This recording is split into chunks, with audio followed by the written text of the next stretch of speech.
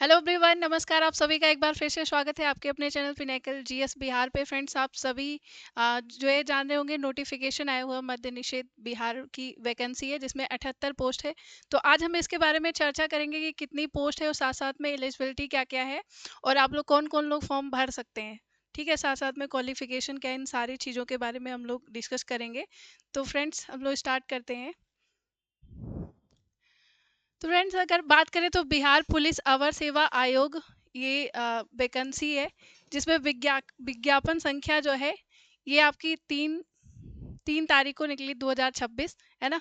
इसमें जो पोस्ट है आपकी सब इंस्पेक्टर प्रोविजन की पोस्ट है जिसमें लेवल 6 की ये जॉब है।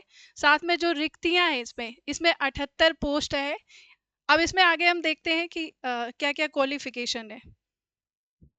ओके, चलिए।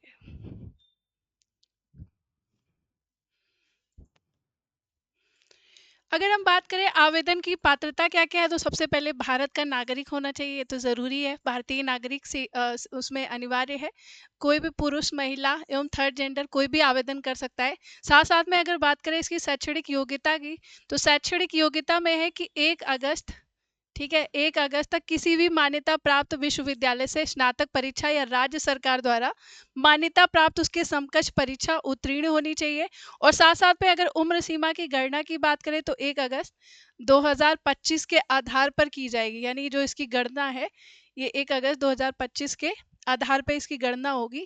साथ में अभ्यर्थियों की जो उम्र है वो दिनांक 1 अगस्त को मैट्रिक अथवा समकक्ष प्रमाण पत्र के अनुसार निम्नवत होनी चाहिए। क्या क्या होनी चाहिए इनकी, तो जो भी अनारक्षित यानी सामान्य वर्ग के हैं, जो भी वर्ग, उन पुरुषों के लिए क्या होगा, न्यूनतम 20 वर्ष होगा, यानी न्यूनतम कितना है, 20 साल होना चाहिए। और अधिकतम कितना हो चाहिए, 40 ईयर्स होना चाहिए। ठीक है। अब अगर पिछड़े वर्ग की बात करें तो फ्रेंड्स 20 वर्ष, यानी यहाँ भी न्यूनतम क्या है, 20 वर्ष है। और साथ साथ में अधिकतम कितना होगा, तो 40 साल हो जाएगा। तो जो भी इसमें पात्र हैं वो बिल्कुल इस फॉर्म को फिलअप कर सकते हैं। साथ साथ में अगर महिलाओं की बात करें तो महिलाओं में भी न्यूनतम 20 वर्ष है। और अगर बात करें तो यहाँ पे 42 साल है, यानी महिलाओं को छूट है 2 साल एक्स्ट्रा। बिहार के वैसे सरकारी सेवकों को जो है, जो सरकारी सेवक है जो वहाँ पे कार्यरत है, उनको 5 वर्ष की एक्स्ट्रा छूट मिलेगी, है ना। यानी अगर 40 साल है योग्यता जो है यहाँ पे न्यूनतम, अधिकतम में तो यहाँ पे 45 हो जाएगा। साथ साथ में दिया है कि इन्होंने जो भी भूतपूर्व सैनिक हो या इन्होंने आयु सीमा में कम से कम 3 वर्ष तक प्रतिरक्षा सेवा में जो है काम किया हो। ओके, तो उनकी वास्तविक उम्र कट ऑफ तिथि को 57 वर्ष से अधिक नहीं होनी चाहिए, यानी 57 वर्ष से अधिक नहीं होना चाहिए। साथ साथ में मैट्रिक और समकक्ष में जन्म तिथि के आधार पे इनकी गणना की जाएगी। अब जो शारीरिक मापदंड है, तो अभी तक हमने जाना यहाँ पे कि न्यूनतम जो है 20 साल है, अधिकतम जो है 40 साल है, और महिलाओं का 20 और 42 साल है। साथ साथ में अगर कोई जो है सरकारी यानी गवर्नमेंट पद पे बिहार में कार्यरत है तो उसको एक्स्ट्रा 5 साल की छूट दी गई है, और जो भी उसके हाई स्कूल या 10th की जो मार्कशीट है उसी के आधार पे गणना होगी। ओके।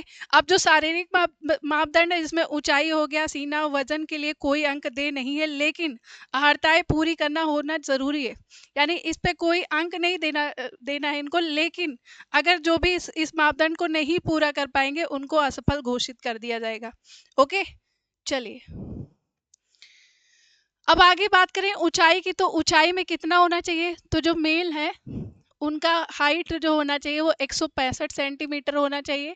और फीमेल की कितनी होना चाहिए, अनुसूचित जनजाति यानी पहले मेल की बात करते हैं जो कि अनरिजर्व है, उनकी 165 सेंटीमीटर हो जाएगा। अन्य पिछड़ा वर्ग में कितना हो जाएगा, 160 सेंटीमीटर हो जाएगा। ठीक है। अगर महिलाओं की हम बात करें तो यहाँ पे 155 सेंटीमीटर हो जाएगा। कितना, 155 सेंटीमीटर फीमेल का हो जाएगा। और अनारक्षित में पिछड़े वर्ग के पुरुषों के लिए इसमें जो है दिया हुआ है कि सीना जो है बिना फुलाए 81 सेंटीमीटर और फुलाकर 86 सेंटीमीटर। ओके, तो यहाँ पे ये मापदंड दिया हुआ है। महिलाओं के लिए सीना की मापी नहीं होगी। ओके।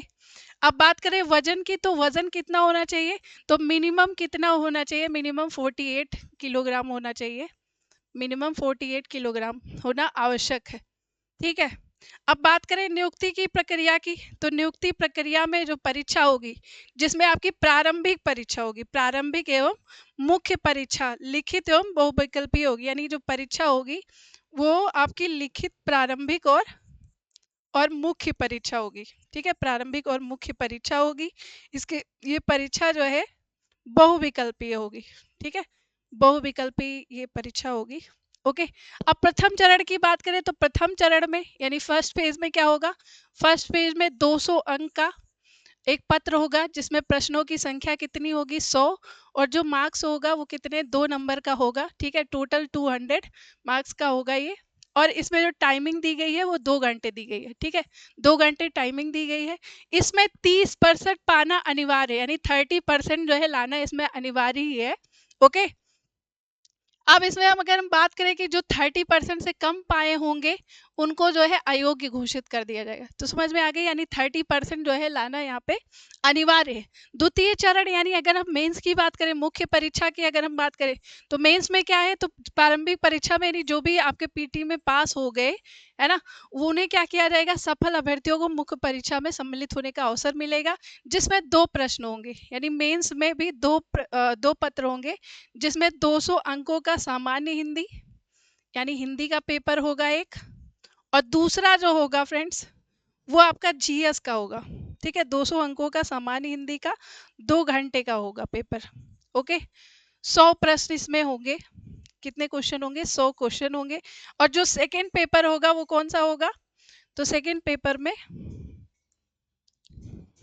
पेपर में आपका सामान्य अध्ययन हो जाएगा, यानी फर्स्ट पेपर में आपका हिंदी का पेपर हो गया और सेकंड पेपर जो होगा वो आपका जीएस का हो जाएगा। जीएस में अब सारे ही आ जाएंगे, है ना। हिंदी आपका 100 क्वेश्चन हो जाएंगे और 100 क्वेश्चन जीएस के हो जाएंगे, जो कि कितने हैं, 200 मार्क्स के। ओके, ठीक है।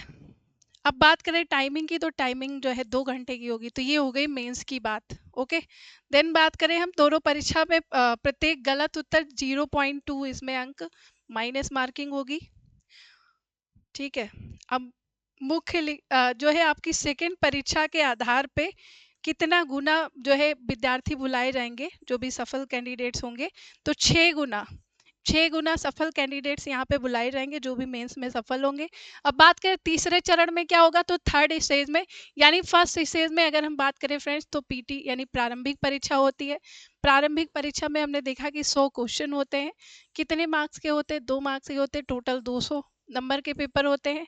और टाइमिंग जो होता है वो 2 घंटे का होता है। इसके बाद में सेकेंड पेपर की बात करें यानी मुख्य परीक्षा की, तो इसमें 2 पेपर होते हैं। कौन कौन से होते हैं, एक आपका हिंदी का पेपर होता है और दूसरा आपका जीएस का पेपर होता है। ठीक है, दोनों ही 100 क्वेश्चन होते हैं, 100 क्वेश्चन, कितने मार्क्स, 2 मार्क्स के, यानी टोटल आपके 400 के पेपर हो जाते हैं। ठीक है, टाइमिंग 2 घंटे है इसमें भी। इन दोनों में आप मेंस में पास हो जाते हैं। तो थर्ड जो होता है आपका, थर्ड में आपको बुलाते हैं फिजिकल के लिए। ठीक है, जिसमें आपकी शारीरिक योग्यता अभ्यर्थियों को सफल होना अनिवार्य होगी। हालांकि इसके कोई मार्क्स नहीं दिए जाएंगे, लेकिन जो भी इसमें असफल होंगे उन्हें बाहर कर दिया जाएगा।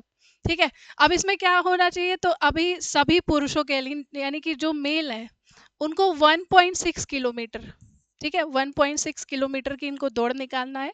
कितने मिनट में, तो 6 मिनट में 30 सेकेंड में निकालना है। 6 मिनट और 30 सेकेंड में इनको निकालना है। अधिक समय लेने वाले अभ्यर्थी असफल घोषित होंगे, यानी कि केवल 6 मिनट 30 सेकेंड में ही आपको कितने किलोमीटर, 1.6 किलोमीटर आपको निकालना है। ठीक है, अब सभी कोटि के पुरुषों के लिए, ठीक है, न्यूनतम 4 फीट ऊंची कूद की बात कर रहा है। ठीक है, तो इसमें आप देख सकते हो कि ऊंची कूद भी है, यानी फिजिकल इसका काफ़ी टफ होता है। ऊंची कूद हो गई, न्यूनतम 4 फीट हो जाएगी। लंबी कूद होती है, इसमें 12 फीट की होगी। और जो गोला फेंक होता है उसमें 16 पाउंड का गोला न्यूनतम होना चाहिए। अब महिलाओं के लिए आप लोग देख लीजिएगा। अब महिलाओं के लिए जो है यहाँ पे सभी कोर्ट की महिलाओं के लिए 9 फीट हो रही है, यानी यहाँ पे 9 पुरुषों के लिए है, तो फीमेल के लिए 9 हो गया। और यहाँ पे बात करें हम, ठीक है, चलिए नेक्स्ट देखते हैं हम। इसके बाद में बात करें, फिर आपका सिलेक्शन ही हो जाएगा, तो बात खत्म। है ना? तो ये सारी चीज़ें थी जिस पे हम लोगों ने डिस्कस किया कि क्या-क्या योग्यताएँ हैं, कौन-कौन फॉर्म भर सकता है, एलिजिबिलिटी क्या-क्या है, क्वालिफ़िकेशन और साथ-साथ में जो भी फिज़िकल पात्रता है वो सब हम लोगों ने देखा। आई होप ये लेक्चर आप लोगों को पसंद आया होगा। जल्दी ही एडीओ की क्लासेज़ हमारे चैनल पे चलने वाली है, बहुत ही जल्दी हो सकता है कल से ही स्टार्ट हो जाए। ओके, देन हम लोग बिहार एसआई पर भी देख रहे हैं, तो हो सकेगा तो बिहार मेंस एसआई मेंस का भी क्लास चलेगा। Okay, thank you very much. नमस्कार, जय हिंद। एक बार सेशन को लाइक